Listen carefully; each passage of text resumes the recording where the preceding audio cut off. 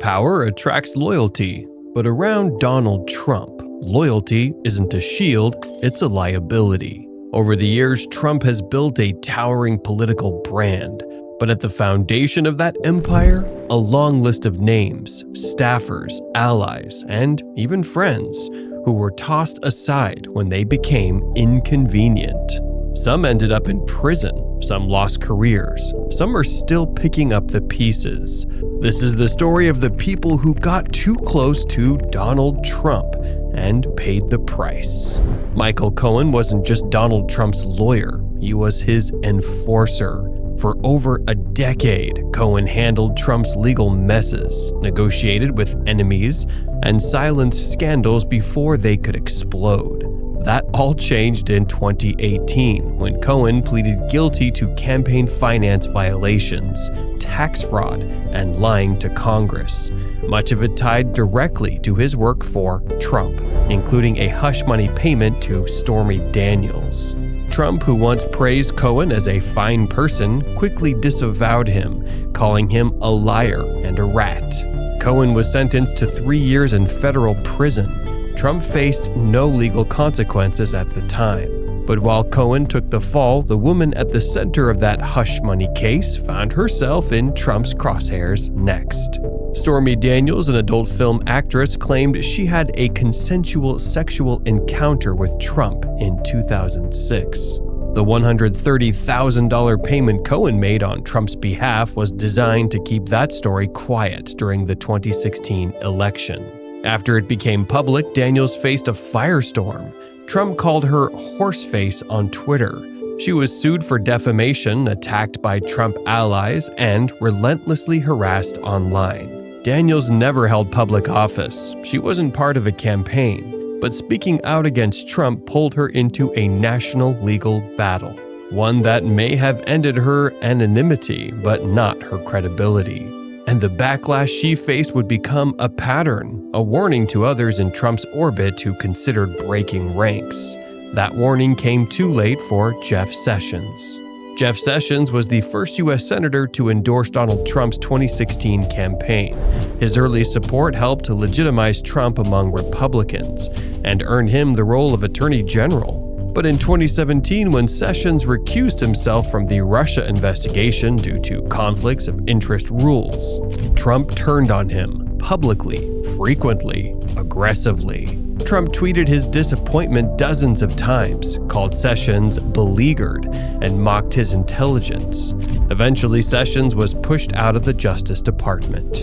But this wasn't just about one man's recusal. It was a message. Stepping out of line, even to follow the law, would not be forgiven. That message became even clearer in 2021, when Trump's own vice president became a target. For 4 years, Mike Pence was unfailingly loyal. He defended Trump during controversies, stood silently through scandals, and echoed his talking points. But when Trump pressured Pence to block certification of the 2020 election results, Pence refused, citing the Constitution. Trump responded by tweeting that Pence didn't have the courage to act. Hours later, rioters stormed the Capitol, some chanting, "Hang Mike Pence." Secret Service rushed him to a secure location. A gallows was built outside the Capitol building. Trump never condemned the chants, never apologized. The man who spent years defending Trump had nearly lost his life for doing his job. But for some in the administration, Pence's silence during Trump's presidency wasn't enough to make up for his final act of disobedience. That's where Cassidy Hutchinson comes in. Cassidy Hutchinson was an aide to Trump's chief of staff, Mark Meadows. She worked in close proximity to Trump during the final year of his presidency, including on January 6th. In 2022, she testified publicly to the White House January 6th committee. She described Trump's anger, his alleged desire to go to the Capitol, and his refusal to call off the mob. She claimed he even tried to grab the steering wheel of his SUV when the Secret Service wouldn't drive him to the riot. Almost immediately, she was targeted by Trump allies and attacked in the media. Legal pressure reportedly followed. She was 25. But while she became a pariah in Trump world, her testimony had another ripple effect, one that ended the political career of a Republican heavyweight. Liz Cheney once stood near the top of the Republican Party as House GOP conference chair. The daughter of former Vice President Dick Cheney, she was a lifelong conservative. But after January 6th, she made a choice: speak out against Trump or stay silent to keep her power. She chose to speak. Cheney voted to impeach Trump, joined the January 6th committee, and blamed him directly for inciting the Capitol riot. In return, she was removed from her leadership role and was defeated in her 2022 primary by a Trump-endorsed challenger by over 37 points. She was one of the highest-profile Republicans to fall, but far from the only one. Even Trump's cabinet wasn't safe from the fallout. Rex Tillerson, former CEO of ExxonMobil, joined the Trump administration as Secretary of State in 2017. But after months of behind-the-scenes disagreements, including reported frustrations over Trump's understanding of diplomacy, Tillerson was out, fired by a tweet. He never got a direct call, never got a meeting, and after he left, Trump ridiculed him in public, calling him dumb as a rock. It was a pattern that repeated across the cabinet, most notably with Trump's own chief of staff. John Kelly, a decorated Marine general, learned that firsthand.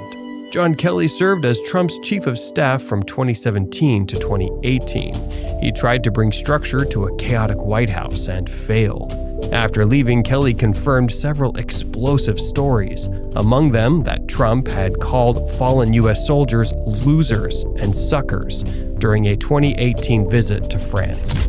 Kelly also said Trump had no understanding of basic American values. Trump denied the claims and responded by insulting Kelly's military record.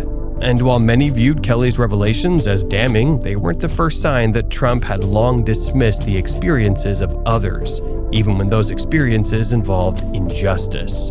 Nowhere is that clearer than in the case of the Central Park Five. In 1989, 5 Black and Latino teenagers were falsely accused of assaulting a white jogger in New York City. The case sparked national outrage. Trump took out a full-page newspaper ad calling for the death penalty, even before the trial began. In 2002, DNA evidence exonerated all 5. The real attacker confessed. New York City paid the men $41 million in settlements. Trump never apologized. In 2016, he told CNN that they admitted their guilt, despite all evidence to the contrary. Decades after the fact, he still refused to accept their innocence. Another example of Trump's refusing to back down, even when proven wrong. From lawyers and staffers to vice presidents and lifelong friends, the story stays the same. If you align with Trump, you're praised. If you oppose him, you're attacked. And if you outlive your usefulness, you're discarded. These are the many victims of Donald Trump, not by accident, but by design.